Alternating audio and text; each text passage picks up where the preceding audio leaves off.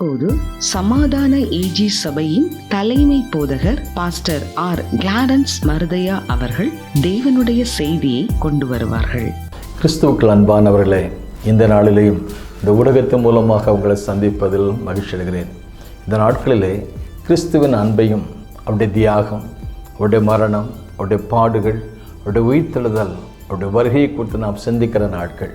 குறிப்பாக சிலுவையின் மேன்மை குறித்து சிந்திக்கிற ஒரு நாட்கள். வேதத்திலே வாசித்து பார்க்கும் பொழுது அப்போஸ்தலனாகிய பவுல் கொரிந்து சபைகளுக்கு எழுதும்போது அவர் சொல்கிற ஒரு வார்த்தை என்னவென்றால், சிலுவையை பற்றிய உபதேசம் கெட்டு போயவர்களுக்கு பைத்தியமாக தோன்றுகிறது, ரட்சிக்கப்படுகிற நமக்கோ அது தேவ பலனாக காணப்படுகிறது. ஒரு காலத்தில் சிலுவையை குறித்தோ அல்லது சிலுவையில் அறையப்பட்ட இயேசுவை குறித்து மிகவும் அதிகமாக சிலுவையை பின்பற்றுகிறவர்கள் அல்லது கிறிஸ்துவை சிலுவையின் மூலமாக பெற்ற நன்மைகளை அனுபவித்தவர்களை கொலை செய்வதற்கு, சபைகளை உபத்திரவப்படுத்துவதற்கு, இந்த கிறிஸ்து மூலமாக கிடைக்கப்பட்ட ரட்சிப்பை பெற்ற மக்களை அழிக்க, அவள் ஆராதிக்கிற சபைகளை உடைக்க, அந்த தேவ ஜனங்களுக்கு விரோதமாக எழும்பின இந்த அப்போஸ்தலனாகிய பவுல் எந்த ஆண்டவருக்கு விரோதமாக எழும்பினாரோ, எந்த சுவிசேஷத்துக்கு விரோதமாக எழும்பினாரோ, எந்த சபைகளுக்கு விரோதமாக எழும்பினாரோ, அப்படிப்பட்ட அதே மனிதனை இந்த சிலுவையிலே மரித்த இயேசு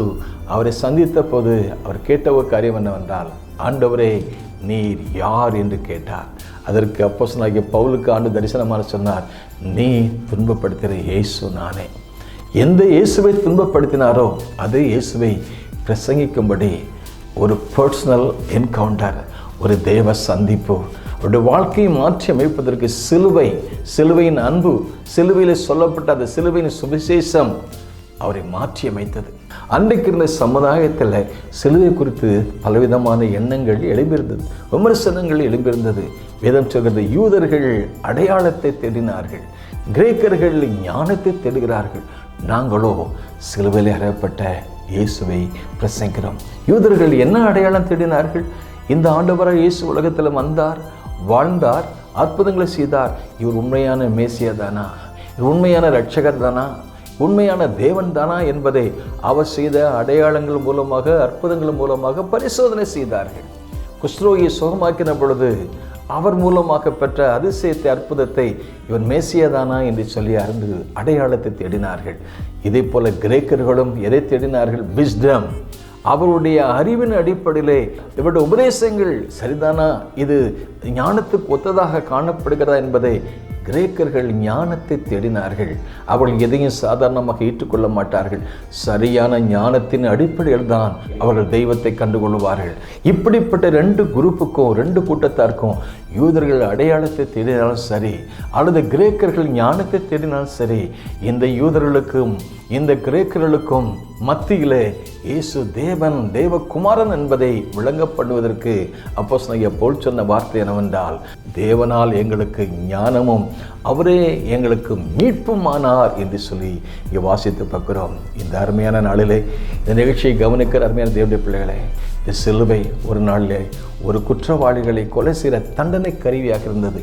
இயேசு மரித்ததுனால, அவர் நம்மேல் விழுந்த தண்டனை அவர் ஏற்றுக்கொண்டபடினால, நம்மேல் விழுந்த மரணத்தை அவர் சுமந்ததுனால, அவரே தேவனால் நமக்கு மீட்புமானார். பொதுவாக எல்லா சமயங்களையும் இயேசுவின் பிறப்பிலே ஒரு கூட்டமான மக்கள் இயேசுவை இரட்சகராக விசுவாசித்தார்கள், ஒரு கூட்டமான மக்கள் விசுவாசியாமல் போனார்கள். இதே போல் அவருடைய வருகையிலையும் ஒரு கூட்டமான மக்கள் விசுவாசிப்பார்கள், ஒரு கூட்டமான மக்கள் விசுவாசிக்காமல் போவார்கள். ஆகவே இதை அப்போஸ்தலனாகிய பவுல் நினைவு கொண்டு சொன்னார், சிலுவையை பற்றிய உபதேசம் கெட்டு போகிறவர்களுக்கு, ஒரு கூட்டமான மக்கள் கெட்டு போகிறவர்களுக்கு பைத்தியமாய் தோன்றுகிறது, ரட்சிக்கப்படுகிற நமக்கோ அது தேவ பலனாக இருக்கிறது. நீங்கள் எந்த பக்கம் இருக்கிறீர்கள்? இந்த சிலுவையின் அன்பை பெற்றுக்கொள்ளுங்கள், சிலுவையிலே நமக்கு தந்த ரட்சிப்பை பெற்றுக்கொள்ளுங்கள், சிலுவையில் தந்து நமக்கு கொடுத்த தெய்வ பலனை பெற்றுக்கொள்ளுங்கள். விசுவாசத்தினாலே நீதிமான் பிழைப்பான். May God bless you. பூமியிலே சமாதானமும் பிரியமும் உண்டாகட்டும்.